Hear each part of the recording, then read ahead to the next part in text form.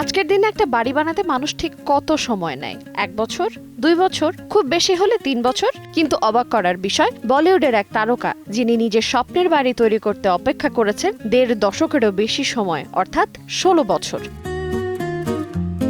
কোনো অর্থের অভাব ছিল না তার, তবে ছিল একটাই শর্ত, প্রকৃতিকে হারিয়ে বা ধ্বংস করে নয়, বরং প্রকৃতিকে সঙ্গে নিয়েই তৈরি হবে তার বাড়ি। এই প্রকৃতিপ্রেমী মানুষটি হলো সুনীল শেট্টি, আর তার স্বপ্নের বাড়ির নাম জাহান, মানে গোটা পৃথিবী।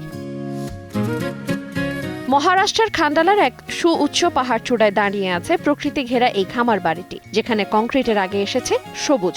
বছরের পর বছর ধরে পরিবারের সদস্যরা সেখানে রোপণ করেছেন 400-রও বেশি গাছ। ধীরে ধীরে প্রাণ ফিরে পেয়েছে এক সময়ের অনুর্বর রুক্ষ পাহাড়টি। বাড়ির নকশা একেবারেই ব্যতিক্রম। পাহাড় না কেটে বরং স্বাভাবিক ঢালকে অনুসরণ করেই তৈরি হয়েছে পুরো স্থাপনা। ফলে বৃষ্টির পানি স্বাভাবিকভাবে সংরক্ষিত হয়, আর প্রকৃতির ভারসাম্য অক্ষুণ্ণ থাকে। এমনকি সেখানে থাকা পাথরকেও কেটে ফেলা হয়, রাখা হয়েছে বাড়ির স্থাপত্যের অবিচ্ছেদ্য অংশ হিসেবে। কেটে ফেলা হয়নি একটা গাছও, যার ফলে কয়েকটি বিশাল গাছ বাড়ির সীমানা ভেদ করে যেন আকাশ ছুঁয়েছে।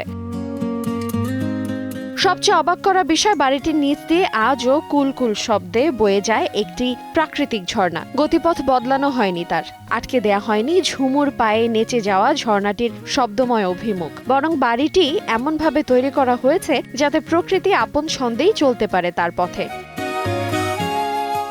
স্থপতিরা এই নির্মাণ দর্শনের নাম দিয়েছেন স্লো আর্কিটেকচার, যেখানে নির্মাণের গতি ঠিক করে না বাজার, প্রকৃতিই যেখানে নির্ণায়ক। এভাবেই জাহান প্রমাণ করে শুধু ইট কাঠ পাথরে একটি বিলাসবহুল বাড়ি নয়, বরং ইচ্ছা থাকলে কংক্রিট আর সবুজ দুটোই একসঙ্গে বেঁচে থাকতে পারে বহুকাল।